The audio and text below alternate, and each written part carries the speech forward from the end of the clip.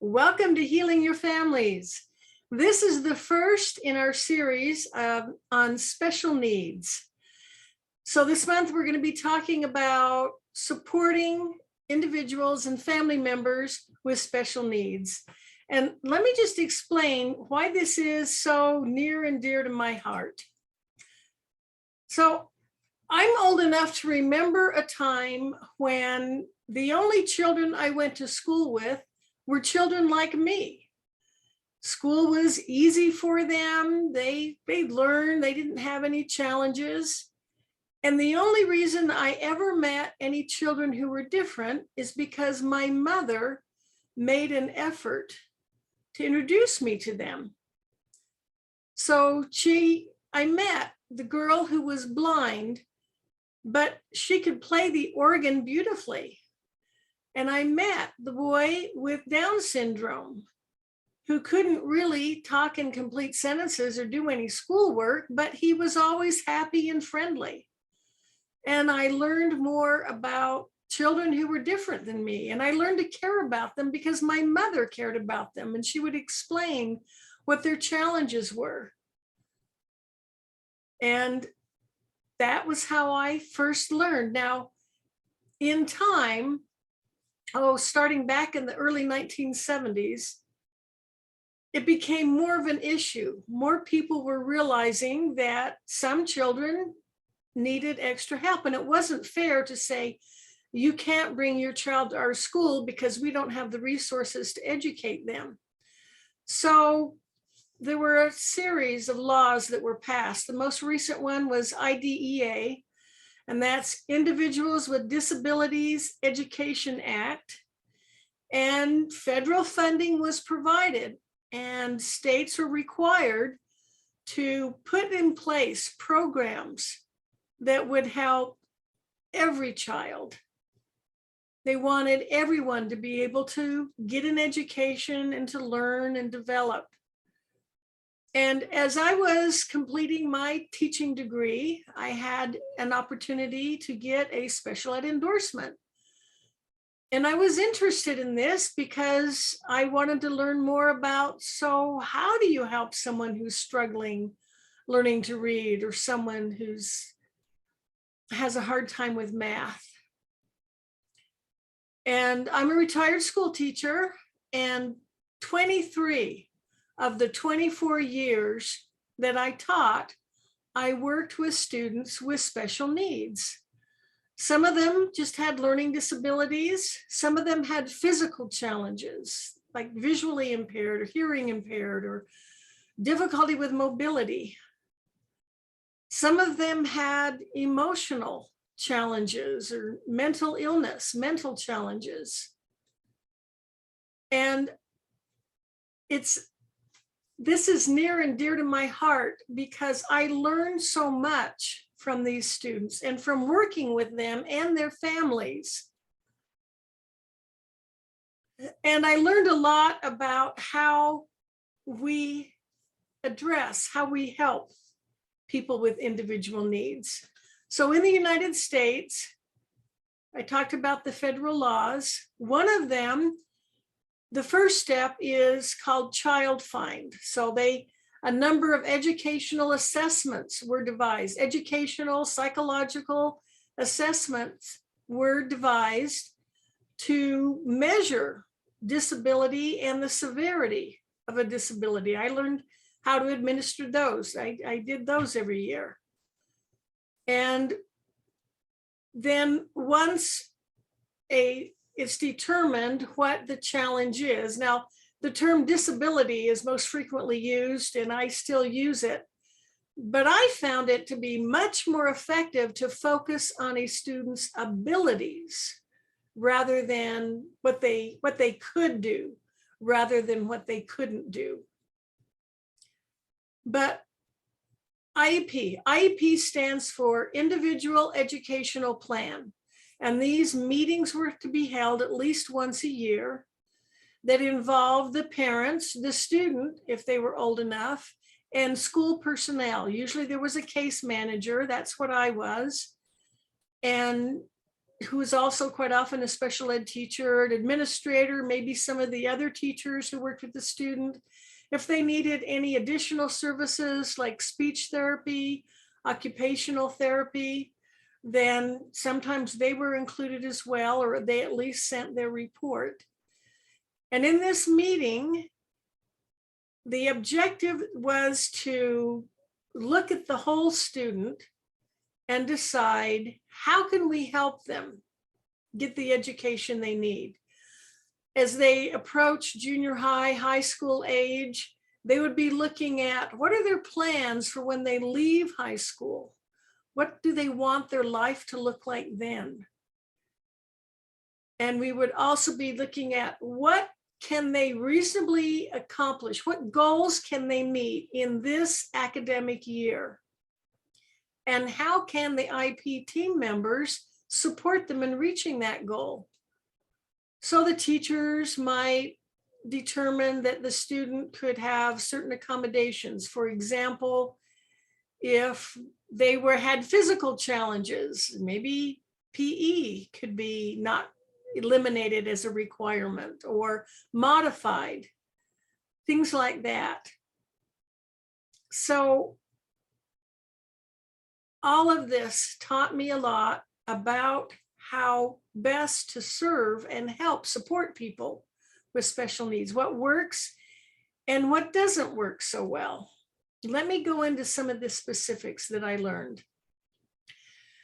The first thing I learned is that while it's easy to look at someone who has a lot of challenges and make the decisions that they probably aren't going to be able to contribute much, it is a mistake to assume they don't have value. Everyone has value. Everyone has worth. Every person I meet has something that I can learn from them. Maybe it's just how to have a beautiful, welcoming smile, but every individual has worth. And I witnessed some of the greatest acts of compassion and kindness in my special ed classes. Maybe they didn't know how to do math, but they knew how to reach out to someone who was lonely, how to welcome someone who was new. That was a powerful lesson for me. And I also learned something unique about these individuals. I gave these educational assessments, I'd be measuring, and maybe there would be one student whose learning disability measured about that much, and another student's learning disability measured about that much. And what I soon discovered is that had absolutely no bearing on their possibility of success. Even more important than the challenge and the severity of the challenge was their attitude, whether or not they believed in themselves. One girl told me that her mother really instilled in her confidence by reminding her that her disability did not define her, that she had worth, she had value. And maybe school was challenging for her, but she could still do and accomplish many things. And so she had the confidence to move ahead. Another student, one of those whose learning disability measured this big, had a passion for history. And he came to me, this was in high school, and he asked, can I please take the advanced history class? I will do whatever it takes to keep up, but I love history and I want to take this class. And I was really concerned because I knew the class required a lot of reading and writing, and that was his weakest area. But I talked to the history teacher and I explained, I have this student who loves history and really wants to be in your class, but he's going to really struggle with reading and writing. And the teacher said, okay, let him come. I can work with him. You know, there are books on tape. He could do oral reports instead of a written essay. Let's, you know, if he really loves it, let's do it. And later on, that same history teacher came to me and just was amazed with how much this boy contributed to his class. And this led me to another discovery, that students, it's that intrinsic motivation that moves them forward.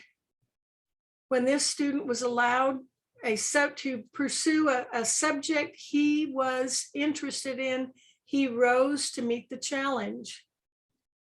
I also observed in sometimes the setting is a separate classroom for just students who have special needs.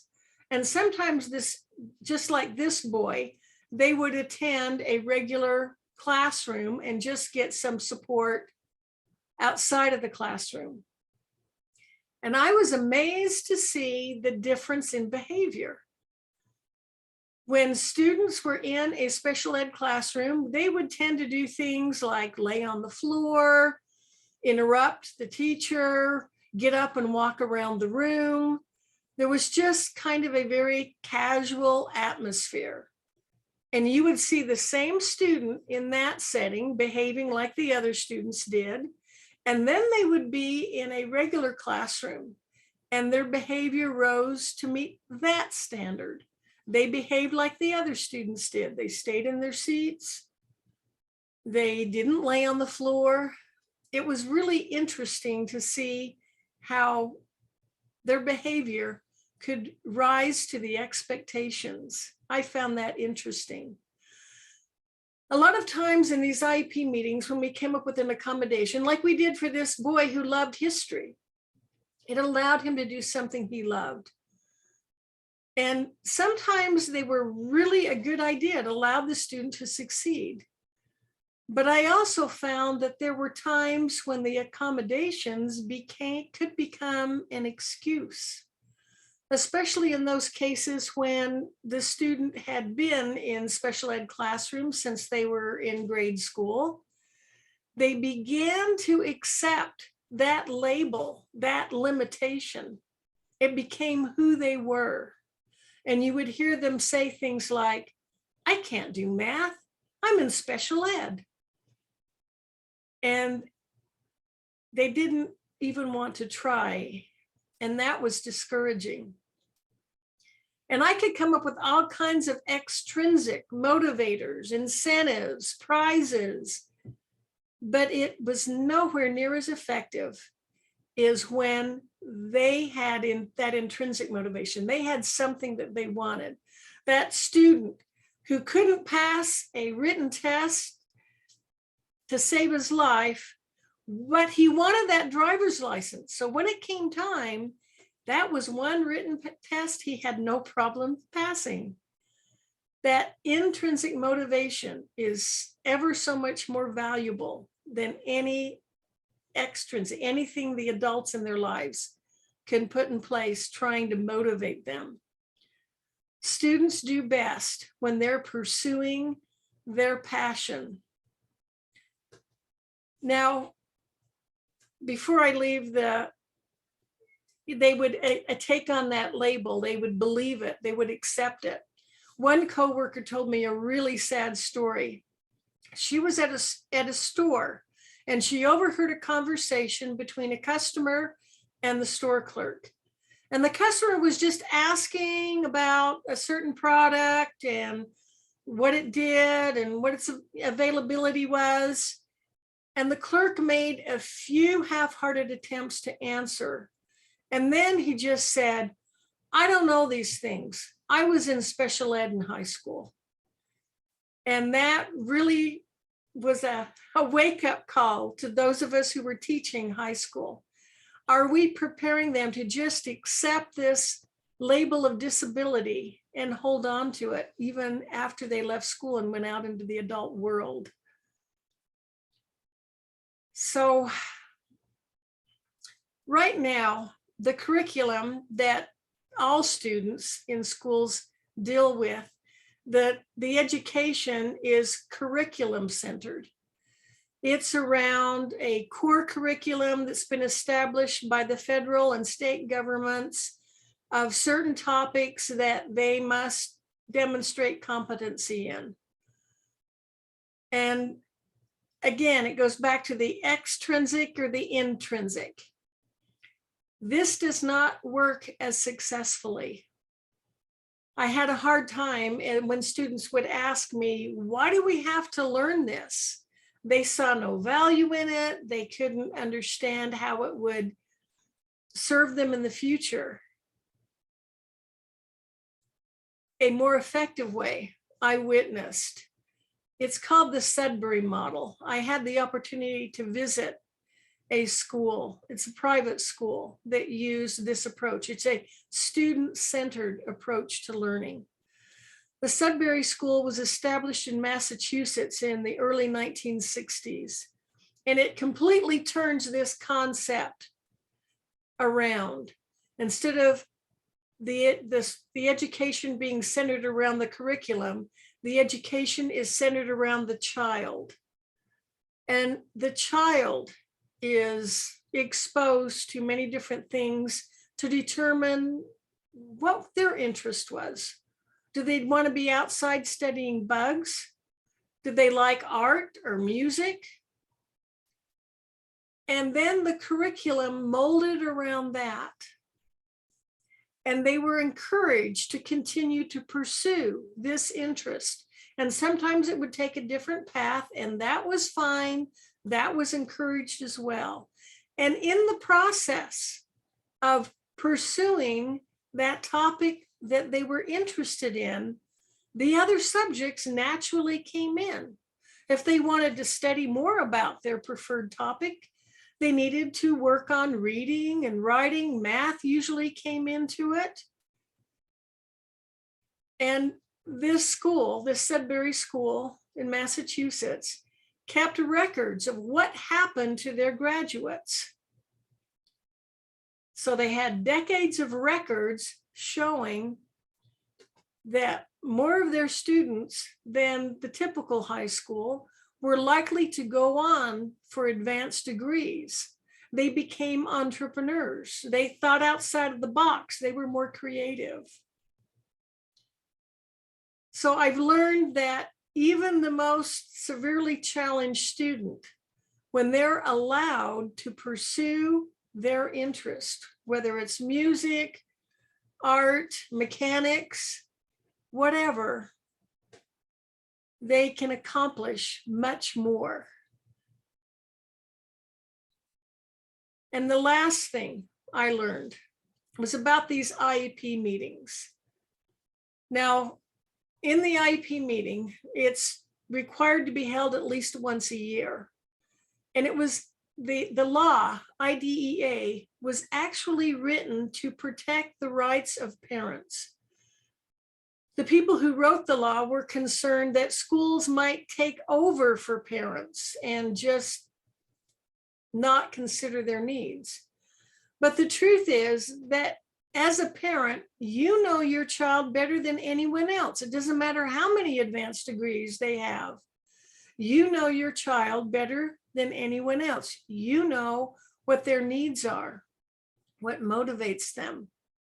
So the purpose of this meeting is for the parents to contribute and advocate for their child, and the school personnel to represent, here are the resources we have in the school, how can we make this work? And for them to support each other. The goal is a cohesive team. And I have been in those meetings when that took place. And the focus became the student. How can we support this student in reaching their goals? And when that happened, we came up with plans that resulted in greater progress than anyone could have predicted. Students got further than even their parents had hoped because they had that support, that wind beneath their wings that allowed them to overcome whatever their challenge was, find a way to grow and to develop and improve and become better. But I've also been in those IEP meetings when adult egos took over, family and school personnel butted heads. The best interest of the student was completely overlooked. They were left on their own. And it was heartbreaking to see they didn't get the support that they needed. So oftentimes, when parents enter this room with these professionals with several letters behind their names, they may feel intimidated. But I want them to remember that they know their child better than anyone else. They're an expert on their child. They have valuable information to share. And they have legal rights behind them. If an issue comes up, they just had the IEP meeting and something comes up, they don't have to wait another year. They can call a meeting. They can advocate for their child and make sure they get that support, the accommodations that allow them to succeed and not that enable them, that disable them, that actually hold them back and cause them to accept that label. They can take, as when they all work together as a team, the results are absolutely amazing. So I'm excited that we get to talk about this month. I think, when you think about it, we all have our unique needs and differences. So in a family, obviously, you know better than to try to compare your children to each other. They're individuals. They each have their own unique strengths and weaknesses. And if you can focus on their strengths, make sure they know and understand what their strengths are, and teach them to believe in themselves and that they can do and accomplish anything they want. I think that's the most effective way to support them.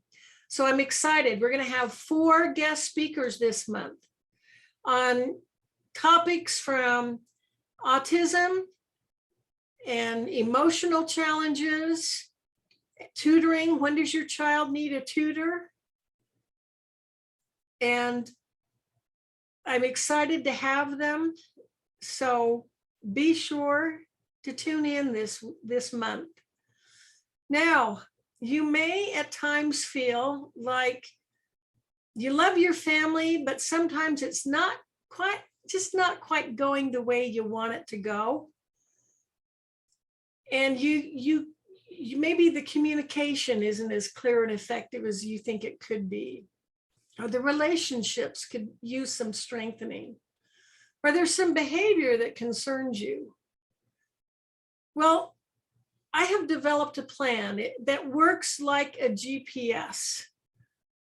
So when you know how a GPS works, when you know where you are and you know where you want to go, then you can easily map out the route from one to the other. And you know the roads, which roads are open, which ones are closed, what the possible routes are. So I have, and I hope you'll accept this offer, I want you to go to emmyloupenrod.com/first step. And this is an assessment you can use for your family.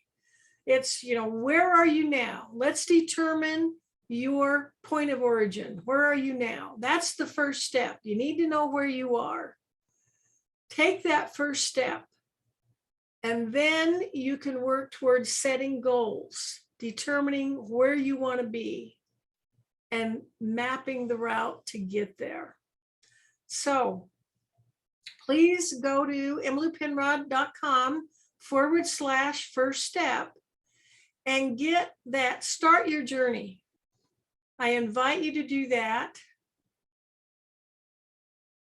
And I invite you to join me again next week at the same time. We'll have some amazing guest speakers. You'll get a lot of valuable content from them. So until then, love yourself, love your families. Let's make the world a better place by strengthening families. This is Emmylou Penrod with healingyourfamilies.com.